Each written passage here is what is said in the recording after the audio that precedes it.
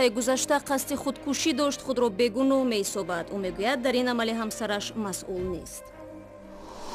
рӯстое бо ҳоли зор, на обу на роҳ ва на рӯшноии барқ. Ин деҳа дар замони шӯравӣ намунавӣ буд.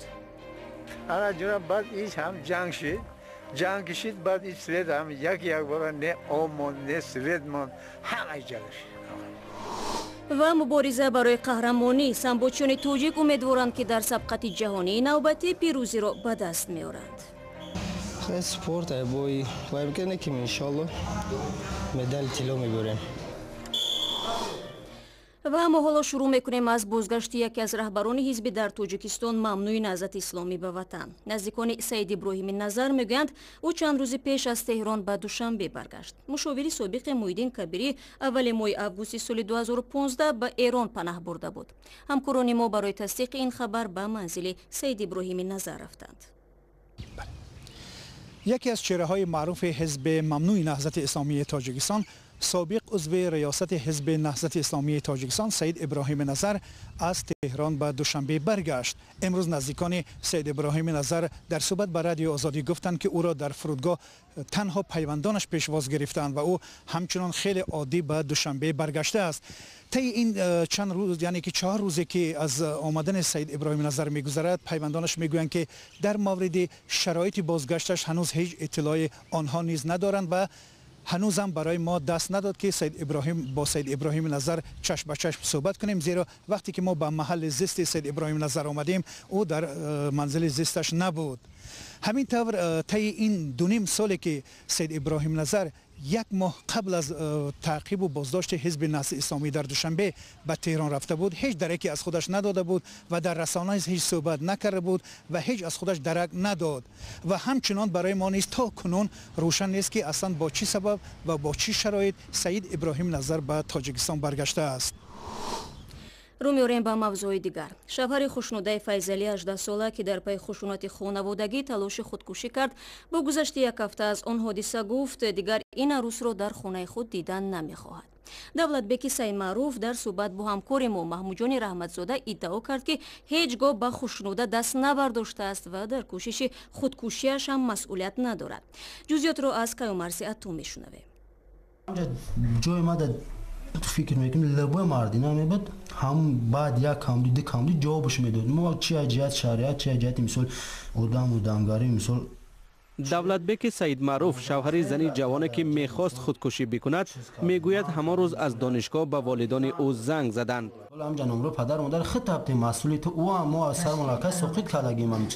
ба қавли давлатбек саидмаъруф шоми 18 ноябр хушнудаи файзалӣ ӯро дар ҳолати беморӣ партофта бидуни иҷозат аз хона рафтааст.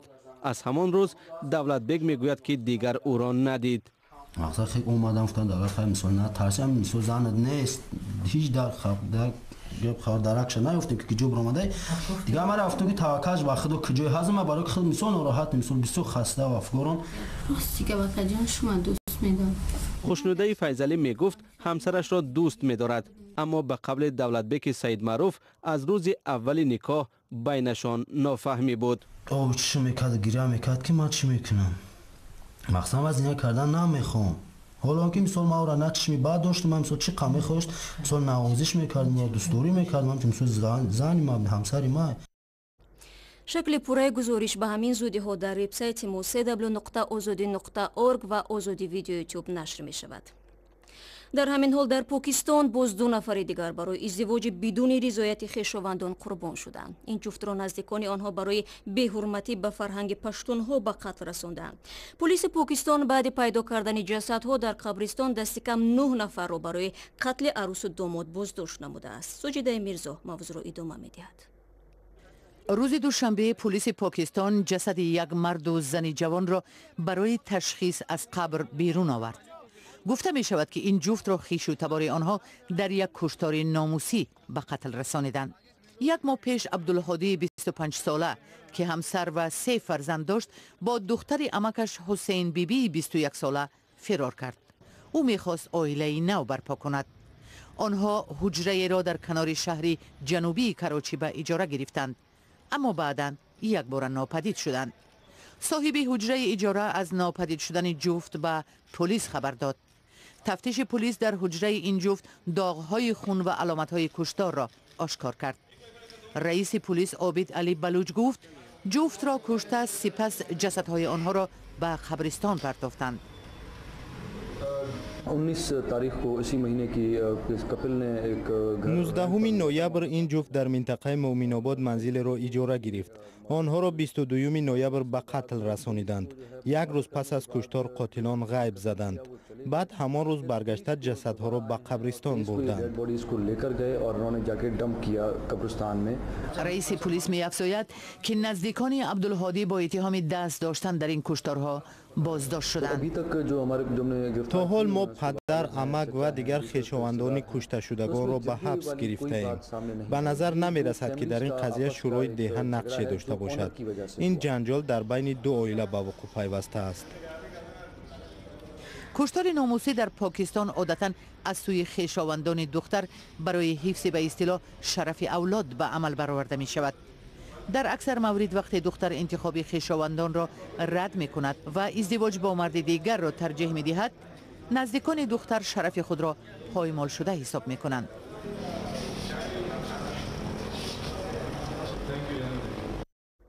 گزارش ساجده میرزا بود. هر سال در پاکستان کمش 500 زن قربانی کشتار ناموسی می شود و در اکثر حالت قاتلان را می بخشند و آزاد می کنند. سال گذشته پارلمان پاکستان جزا را برای کشتار ناموسی سخت‌تر کرد که طبق آن مجرمان این گونه جنایت ها به ویژه قاتلان به جوابگری جنایی کشیده می شوند. برمیگردیم به تاجیکستان. روزگار 200 خانواده در یک دهه دوردست جنوب این کشور زندگی در سالهای را میماند که در کشور اصلا نیروگاه برقی وجود نداشت و مردم فقط با خر و عروبه میگشتند. این دهه در زادگاه رهبری کشور جای گرفته است. اگر با وجود چنین منطقه شک دارید پس به این گزارش توجه کنید. مصلح را هر یک پای این پیراها آشناست. روزی تا 10 کیلومتر راه را طی میکند. برای شستشوی آب شور می آورد. کاری پرمسئولیت، ضرور، اما کودکی مصلح الدین را با یک رنگیش برده. دهه اتحاد در بین سیاهکو و کبودکو سال 1956 تأسیس یافته بر طبق یک برنامه دولت شوروی سابق مردم را به مقصد رشد چارواپروری به اینجا کشاندند. حالا 200 خانواده اینجا زندگی می کند. 4 تا واداز هم پرادست آب میکشید، بسپنداز آب میتاد. دیزل هم ای ساعت بیگه 5-6 هوی میکرد، سوید میداد، انا جورت تا ساعت های 12 را. رو ساعت 12 شد میکشت، رفته خواب میکرد، بفرستاد. انا همه خیلی ما را سوید بن همه بود. انا جورت بعد ایش هم جنگ شد. جنگ کشید بعد ایش سوید هم یک بار نه آب ماند، نه سوید ماند، همه جلش.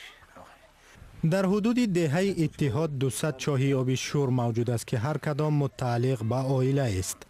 هر کس برای چاروای خود چاه کنده است. 7 متر، 8 متر، 6 متر.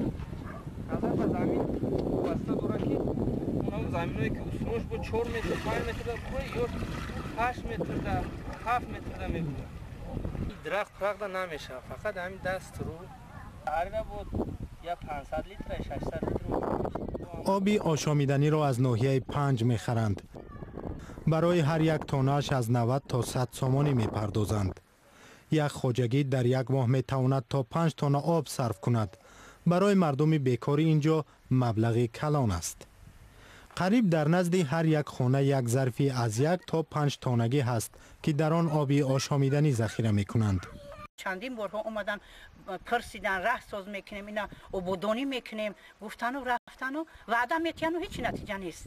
مردم در 80 سوم 1 تن. محمد قل با ماشینش از ناحیه 5 آب میکشد.